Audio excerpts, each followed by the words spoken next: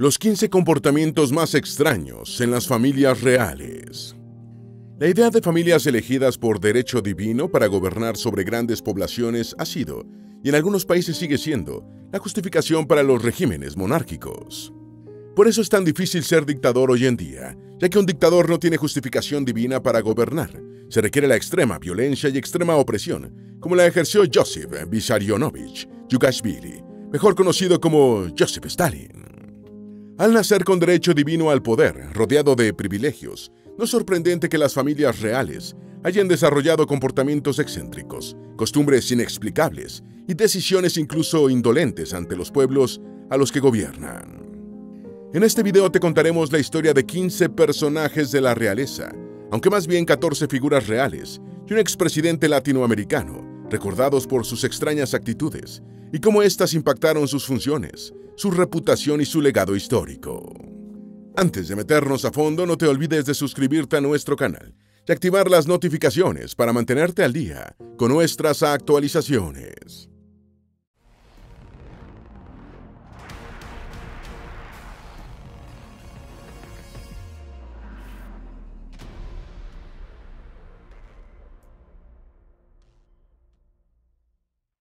Número 1. Don Carlos, el príncipe maldito. Hijo mayor y heredero del rey Felipe II de España, Don Carlos, príncipe de Asturias, siempre mostró actitudes extrañas desde la infancia. Los registros históricos indican que tenía muchos problemas mentales, muy probablemente causados por ser producto de la endogamia en su familia. Se le llamó el príncipe maldito por sus comportamientos crueles. Tenía ataques de furia impredecibles, una inclinación morbosa por el dolor ajeno y una mente cada vez más desbordada. Se dice que cegaba caballos por diversión, que metía liebres vivas al fuego solo para verlas retorcerse, y que cuando tenía solo 11 años, ordenó que azotaran brutalmente a una joven dama de la corte. Su padre, desesperado, tuvo que pagar al padre de la víctima para evitar un escándalo. A los 18 años, una caída por unas escaleras mientras perseguía a una cortesana empeoró su situación. Los médicos abrieron un hoyo en su cráneo para salvarlo, pero dejaron secuelas profundas. A partir de entonces, Carlos vivió entre delirios, alucinaciones y planes violentos. Intentó matar al duque de Alba, amenazó a don Juan de Austria con una daga, y su obsesión con el poder lo llevó incluso a planear el asesinato de su propio padre. El rey Felipe II, acorralado y temiendo lo peor, lo mandó a encerrar. En prisión, don Carlos se sumió en la autodestrucción, dormía sobre nieve, bebía agua helada compulsivamente y se negaba a comer. Murió solo, enfermo y perturbado, el 28 de julio de 1568, cuando tenía tan solo 23 años. Número 2. Los delirios de Carlota, emperatriz de México. Nacida el 7 de junio del año 1840 en Bruselas, Carlota fue la emperatriz consorte de México entre los años 1864 y 67. Su esposo era el emperador Maximiliano I, de origen austriaco, quien aceptó la corona mexicana después de la intervención francesa en México, iniciada por Napoleón III. En su corto reinado, Carlota encabezó temporalmente la regencia del imperio durante algunos meses. Cuando Maximiliano viajó al interior del país, Carlota abolió los castigos corporales, decretó una limitación de las horas de trabajo e impulsó industrias como los ferrocarriles, telégrafo y el transporte a vapor. Sin embargo, vivió una transformación dramática que la llevó de ser una figura política influyente a una mujer atrapada en los abismos de la locura. Tras la caída del Segundo Imperio Mexicano y la ejecución de su esposo, por orden del presidente de México Benito Juárez, Carlota fue confinada en Bélgica, donde escribió más de 200 cartas que revelan su progresiva pérdida de contacto con la realidad. Las cartas muestran a una mujer que, en medio de su delirio, expresaba visiones religiosas, estrategias militares y fantasías eróticas, llegando incluso a describir actos de autoflagelación y comportamientos que desafiaban las normas de su tiempo. En sus cartas, Carlota se dirigía a diversas figuras, desde oficiales franceses hasta miembros de su familia, sin recibir alguna respuesta. Esta falta de interlocución acentuó su aislamiento y profundizó su deterioro mental. Educada en un ambiente de virtud y sumisión, Carlota asumió con responsabilidad su papel en la aventura imperial de su esposo. Sin embargo, la traición de sus aliados y la soledad la llevaron a un colapso emocional. Su correspondencia, más allá de su valor histórico, ofrece un testimonio conmovedor de una mujer que se sumió en una espiral de desesperación y delirio. Carlota vivió en aislamiento por décadas, hasta su muerte el 19 de enero de 1927, debido a una neumonía. Tenía 86 años. Número 3. El problema con los estupefacientes de la reina Victoria. Quizás una de las monarcas más famosas de la historia británica, la reina Victoria ostentó la corona del Reino Unido por más de 6 décadas, entre 1837 y 1901. Su periodo se caracterizó por reformas políticas, cambios industriales y científicos, por la expansión del Imperio Británico y también por la obsesión por la buena conducta de la sociedad. Sin embargo, pese a ser un símbolo de una era de moralidad estricta, la reina Victoria ocultaba tras su imagen pública una vida marcada por el uso habitual de sustancias estupefacientes. Desde su juventud consumía laudanum, una mezcla de opio y alcohol, como analgésico, una práctica común en la época. Además, recurría a dulces preparados con otras sustancias para mejorar su ánimo y utilizaba hierba para aliviar los dolores menstruales, especialmente durante sus numerosos embarazos.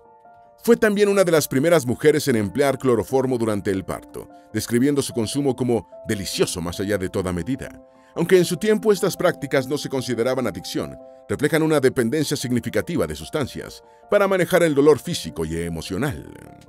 Tras la muerte de su esposo, el príncipe Alberto, en 1861, la reina Victoria se retiró frecuentemente al castillo de Balmoral, donde desarrolló una estrecha relación con su sirviente escocés, John Brown.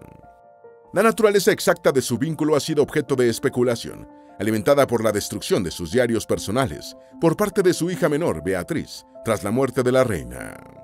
Se rumorea que Victoria y Brown compartieron una relación íntima, llegando incluso a casarse en secreto, aunque no existen pruebas concluyentes. Lo cierto es que Brown ocupó un lugar especial en la vida de la reina, quien entró en un profundo luto tras su muerte.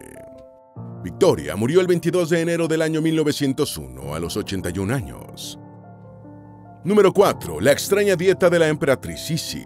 Conocida como Sisi, Isabel de Baviera fue la emperatriz consorte de Austria, reina consorte de Hungría, Bohemia, Croacia y Eslavonia, Dalmacia, Galicia, Lodomeria e Iliria. También llamada la joven emperatriz, Sisi fue la esposa de Francisco José I de Austria, con quien tuvo 4 hijos en más de 40 años de matrimonio. Sisi fue una figura trágica y obsesiva, con un cuerpo esbelto debido a una rigurosa y extrema disciplina alimentaria, a diferencia de la imagen típica de la realeza opulenta, que casi rayaba en la obesidad. Sisi medía 1.73 metros y pesaba apenas 47 kilos. Cada mañana hacía que su doncella le midiera la cintura, los tobillos y las muñecas para asegurarse de que no ganaba ni un centímetro de más.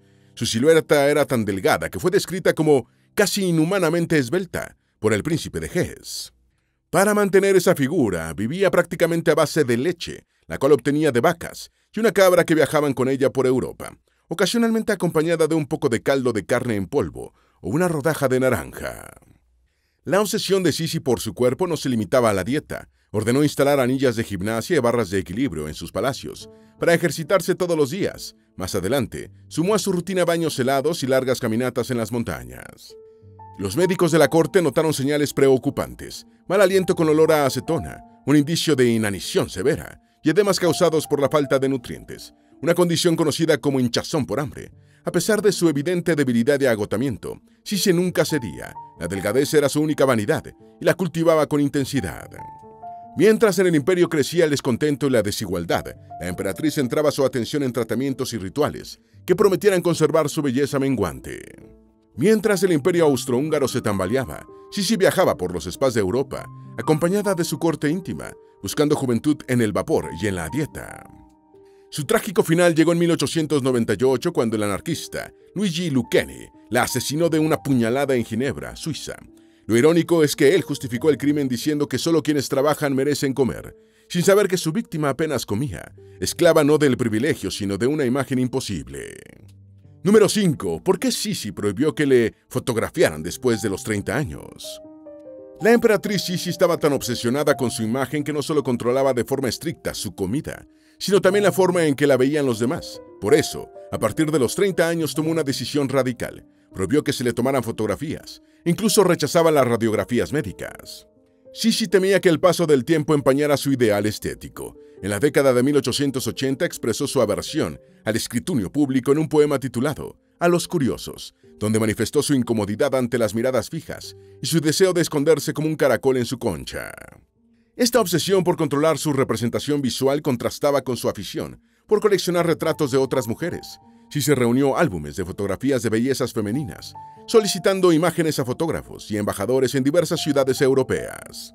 Estos álbumes, adornados con detalles lujosos, reflejaban su interés por la estética y su deseo de rodearse de imágenes que encarnaran su ideal de belleza. Al evitar ser fotografiada y al mismo tiempo curar cuidadosamente estas colecciones, Sisi construyó una narrativa visual que perpetuaba su juventud y elegancia, alejándose de la realidad del envejecimiento y reforzando el mito de su eterna belleza. Número 6. Los 22 amantes de Catalina la Grande. Catalina II de Rusia, mejor conocida como Catalina la Grande, fue un interesante personaje histórico, rodeada de leyendas y rumores. Nacida el 9 de julio de 1762, Catalina fue la emperatriz de Rusia por 34 años. Tras derrocar a su esposo, Pedro III, durante el reinado de Catalina, Rusia experimentó un renacimiento de la cultura y las ciencias. Buena parte del mito alrededor de Catalina se enfoca en su vida amorosa. Se dice que durante su reinado, Catalina tuvo aproximadamente 22 amantes, algunos de los cuales obtuvieron beneficios políticos. Sus relaciones, en su mayoría con hombres más jóvenes, alimentaron rumores sobre el comportamiento íntimo de la emperatriz, incluyendo acusaciones de ninfomanía y la existencia de un gabinete erótico en su palacio. Uno de los amantes más destacados de Catalina fue Grigori Potemkin, un líder militar y estadista ruso. Su relación fue profunda y duradera, y mantuvieron una estrecha colaboración política incluso después del fin de su amorío. Se rumorea que Potemkin seleccionaba a los siguientes amantes de Catalina, asegurándose de que fueran adecuados para ella. Otro amante notable fue Alexander Dmitriev Mamonov, quien, tras enamorarse de una dama de honor, fue desterrado de la corte, aunque recibió una generosa dote y tierras. Número 7. A Francisco Ignacio Madero lo guiaban los fantasmas. Aunque no era parte de la realeza, Francisco Ignacio Madero fue presidente y compartía algunas creencias que ciertamente justifican su inclusión en este listado. Nacido el 30 de octubre de 1873 en Coahuila, México, Madero ha recibido el apodo de Apóstol de la Democracia y fue un empresario, político y escritor que lideró en la Revolución Mexicana y ejerció la presidencia entre 1911 y 1913. Madero fue un ferviente practicante del espiritismo, una doctrina que influyó profundamente en su vida personal y política. Durante una estancia en Francia entre 1891 y 1892, Madero se introdujo en el espiritismo, influenciado por las ideas de Allan Kardec y por su padre, quien también era espiritista. A su regreso a México fundó el Círculo de Estudios Psíquicos de San Pedro en Coahuila. Entre 1901 y 1908, Madero practicó como medium y afirmó que era capaz de comunicarse con espíritus, incluido el de su hermano Raúl, quien falleció cuando tenía solo 3 años. Según Madero, también se comunicó con figuras históricas, como Benito Juárez. Estos mensajes espirituales, que contenían consejos morales y políticos, lo motivaron a luchar contra el régimen del dictador Porfirio Díaz y a promover la democracia en México. La influencia del espiritismo en Madero no se limitó a su vida privada, también permeó su gestión como presidente. Aunque mantuvo discreción sobre sus creencias espiritistas durante su mandato, promovió valores morales y sociales inspirados en estas doctrinas. Implementó reformas educativas, estableciendo escuelas rurales e industriales, y promovió la distribución de textos espiritistas en instituciones gubernamentales. Su apego al espiritismo fue objeto de críticas y burlas por parte de la prensa y la Iglesia Católica, que cuestionaban su capacidad para gobernar. Caricaturas de la época lo retrataban consultando tableros de Ouija y realizando sesiones espiritistas, lo que contribuyó a la percepción de inestabilidad en su gobierno y a su eventual derrocamiento en 1913. Número 8. ¿Por qué ataban de las manos a Carlota de Prusia? El 24 de julio de 1860 nació en el reino de Prusia la princesa Carlota, quien se convertiría en la duquesa consorte de Sajonia-Meiningen.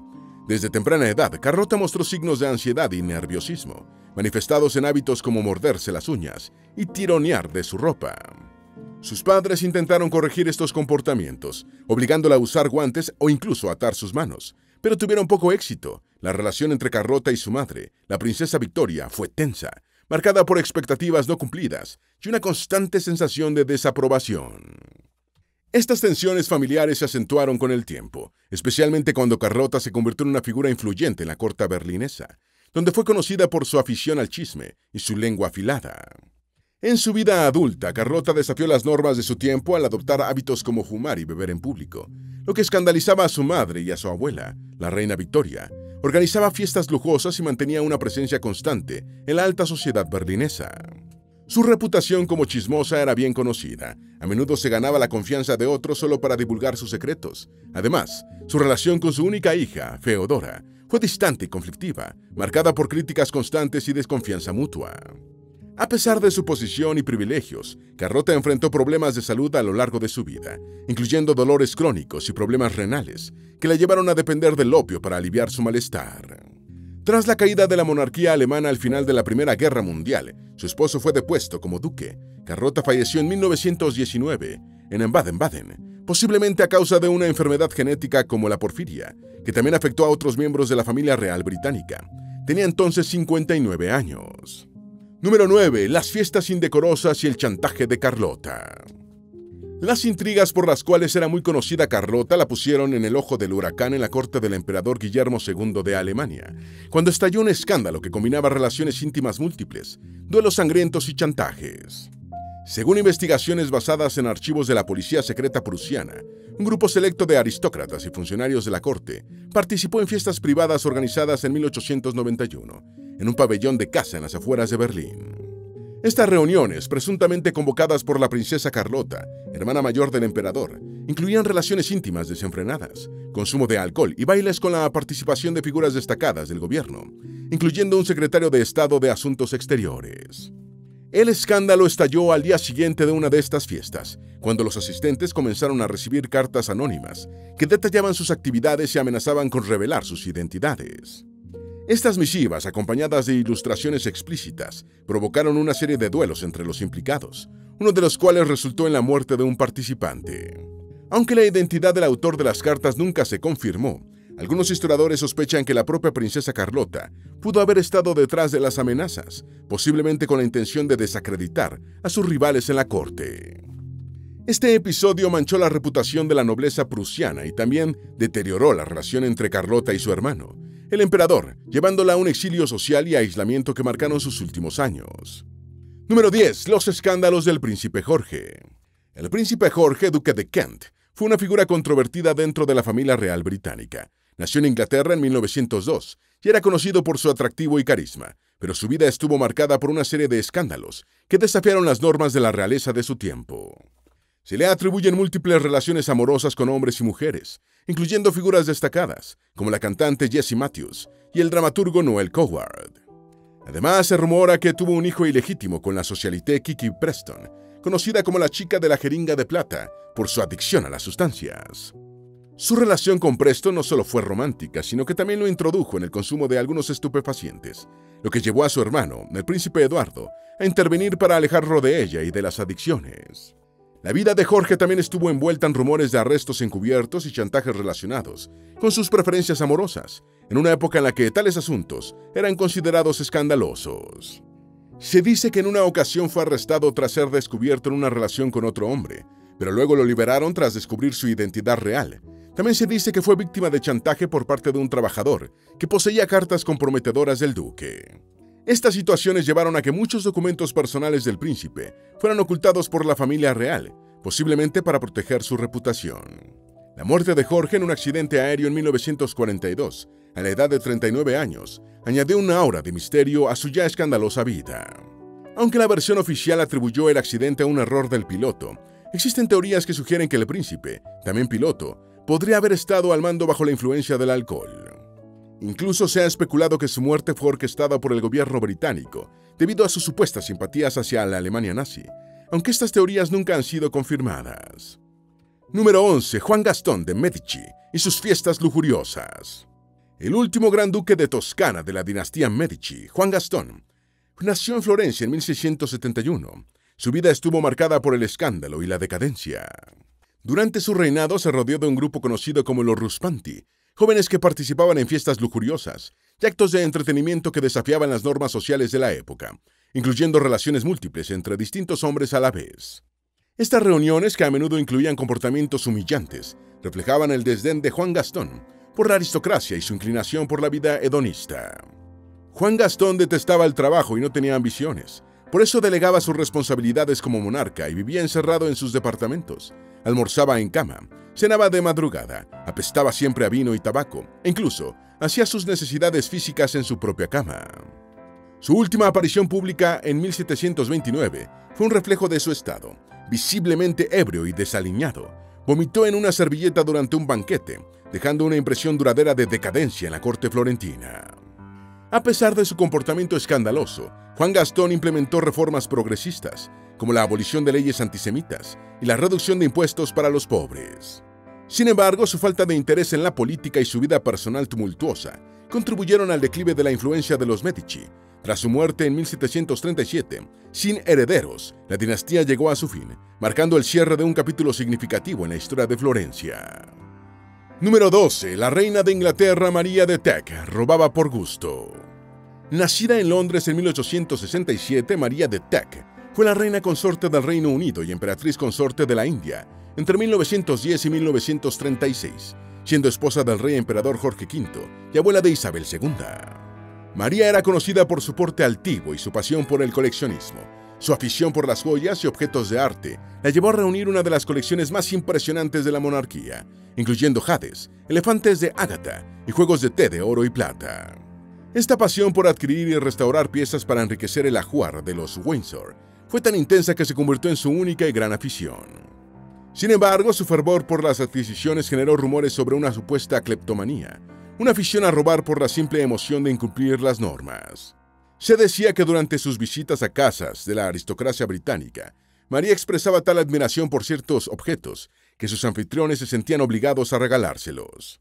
Un caso notable fue la adquisición de joyas de la familia imperial rusa, donde actuó como intermediaria en la venta de las alhajas de la emperatriz viuda, María Fedorovna, quedándose con las piezas más valiosas y pagando una suma irrisoria a las herederas. Aunque algunos historiadores argumentan que su comportamiento fue más una manifestación de su pasión por el coleccionismo que un trastorno compulsivo, su reputación como reina cleptómana perdura en la historia. María fue tan longeva que 3 de sus hijos murieron antes que ella. María fue reina consorte, reina madre y reina abuela, pues siguió viva durante los primeros años del reinado de su nieta Isabel II, la madre del actual rey Carlos. María falleció en 1953 mientras dormía. Padecía cáncer de pulmón y tenía 85 años al momento de su muerte. Número 13. La locura de Jorge III del Reino Unido. Nacido el 4 de junio de 1738, Jorge III fue rey de Gran Bretaña e Irlanda entre 1760 y 1820, y también fue duque y príncipe de Hannover, del Sacro Imperio Romano Germánico. Su reinado estuvo marcado por diversos conflictos militares en sus reinos, incluyendo la Guerra de los 7 Años, en la que Gran Bretaña derrotó a Francia, o la independencia de las 13 colonias británicas en América, que se convertirían en los Estados Unidos de América. Hacia el final de su vida, Jorge III sufrió severos problemas mentales. Su primer brote significativo ocurrió en 1788, cuando experimentó una crisis aguda con delirios, logorrea y un comportamiento errático. Hablaba por horas sin cesar y escribía oraciones extremadamente largas. Estos síntomas llevaron a una crisis política conocida como la crisis de la regencia, en la que se debatió si su hijo, el futuro Jorge IV, debía asumir el poder como regente. Aunque el rey se recuperó temporalmente, su salud mental continuó deteriorándose. Por mucho tiempo se creyó que el rey padecía porfiria, una enfermedad metabólica hereditaria que afecta al sistema nervioso. Sin embargo, investigaciones más recientes han cuestionado esta hipótesis, sugiriendo que el monarca podría haber sufrido de un trastorno bipolar, basándose en análisis lingüísticos de sus escritos y otros registros históricos. Además, un análisis de su cabello realizado en 2005 reveló altos niveles de arsénico, posiblemente provenientes de medicamentos de la época, lo que podría haber exacerbado sus síntomas. En 1810, tras la muerte de su hija menor, la princesa Amelia, Jorge III sufrió una recaída severa que resultó en su retiro definitivo de la vida pública. A partir de entonces vivió en reclusión en el castillo de Windsor, mientras su hijo gobernaba como príncipe regente. Durante sus últimos años, el rey padeció ceguera, sordera y demencia, y no fue consciente de eventos significativos, como su proclamación como rey de Hannover o la muerte de su esposa en 1818. Falleció en 1820, cuando tenía 82 años. Número 14. La locura de Luis II de Baviera. Luis II ascendió al trono de Baviera cuando tenía 18 años y reinó entre 1864 y 1886. Nacido en 1845, se le conoce también como el Rey Loco, debido a sus extraños comportamientos. El reinado de Luis II estuvo marcado por su creciente desconexión de los asuntos políticos y una profunda inmersión en el arte y la fantasía. Fue un ferviente admirador del compositor Richard Wagner, a quien apoyó generosamente. También dedicó gran parte de su fortuna personal a la construcción de castillos como Neuschwanstein, Liederhof y Herrenchiemsee, inspirados en leyendas medievales y cuentos de hadas. Estas extravagancias, aunque financiadas con sus propios recursos, generaron críticas y preocupaciones sobre su salud mental. A medida que se alejaba de la vida pública, Luis II adoptó comportamientos cada vez más excéntricos. Se dice que prefería cenar en compañía de estatuas de reyes anteriores y que evitaba el contacto humano en sus residencias. Su obsesión por la pureza y la espiritualidad lo llevó a identificarse con figuras míticas como Parsifal, el rey de Grial, reflejando una lucha interna entre su fe católica y sus ideales románticos. Estas actitudes alimentaron las sospechas sobre su estabilidad mental, culminando en su declaración de incapacidad para gobernar. En junio de 1886, el rey fue internado en el castillo de Berg, bajo supervisión médica. Poco después fue encontrado muerto junto a su psiquiatra en el lago de Starnberg. Las circunstancias de su muerte generan muchas dudas, especialmente porque el rey era un gran nadador, y nadie se explica cómo murió en medio del lago. Sin embargo, la familia real impidió las exhumaciones que pudieron arrojar luz sobre el misterio. Número 15. Los excéntricos peinados de María Antonieta, la Madame Déficit. La reina adolescente María Antonieta es sin duda una de las figuras de la realeza más conocidas, quizá por su juventud e inmadurez, o por sus enormes privilegios. La joven austriaca, convertida en reina francesa, es recordada por sus lujos, excentricidades y por el rechazo que recibió siempre de la población. Nacida en Viena en 1755, María Antonieta llegó a la corte francesa tras su matrimonio con el príncipe que sería luego el rey Luis XVI de Francia, el último monarca del país europeo. Una de sus aficiones más notorias fue la creación del Petit Jameo, una aldea artificial en los jardines de Versalles, donde la reina y sus cortesanas se disfrazaban de campesinas para representar una vida rural idealizada, mientras el pueblo francés sufría hambre y pobreza. Además de sus escapadas bucólicas, María Antonieta era famosa por sus elaborados peinados y vestimenta lujosa, conocidos como puffs. Sus peinados podían alcanzar hasta 1 metro de altura y estaban adornados con plumas, flores y joyas, lo que requería horas de preparación y un equipo dedicado exclusivamente a su arreglo personal. Esta ostentación contrastaba fuertemente con la situación económica del país, lo que contribuyó a su apodo de Madame Déficit. La reina también fue objeto de numerosos escándalos y rumores, como el famoso asunto del collar de diamantes, en el que fue falsamente acusada de intentar adquirir un collar extremadamente costoso mediante fraude. Aunque no estuvo involucrada, el escándalo dañó irreparablemente su reputación y alimentó el descontento popular que culminaría en la Revolución Francesa. Tras el estallido revolucionario, María Antonieta fue encarcelada, juzgada y murió ejecutada en la guillotina el 16 de octubre de 1793, cuando tenía 38 años. Sin duda, las desigualdades económicas, políticas y sociales causan un abismo entre las élites y las grandes poblaciones. No es de sorprender que tantos de los nobles incluidos en esta lista terminaran depuestos o repudiados, pues sus excéntricos comportamientos no podían ser aplaudidos en sus sociedades. Sin embargo, es curioso pensar cuántos de estos personajes hoy en día no serían considerados excéntricos, sino simplemente pacientes mentales, personas que viven su intimidad libremente o portadores de problemas genéticos. Esperamos que este video te haya sido útil. Si tienes algo que agregar, por favor, compártelo con nosotros en la sección de comentarios. Dale me gusta a este video y envíale el enlace a tus familiares y a tus mejores amigos, para que también sepan más sobre los 15 comportamientos más extraños en las familias reales. Si eres nuevo en nuestro canal, no olvides suscribirte. No se te olvide seguirnos en todas nuestras redes sociales, que van a estar aquí abajo en la descripción. Recuerda, un pueblo que no conoce su historia está condenado a repetirla.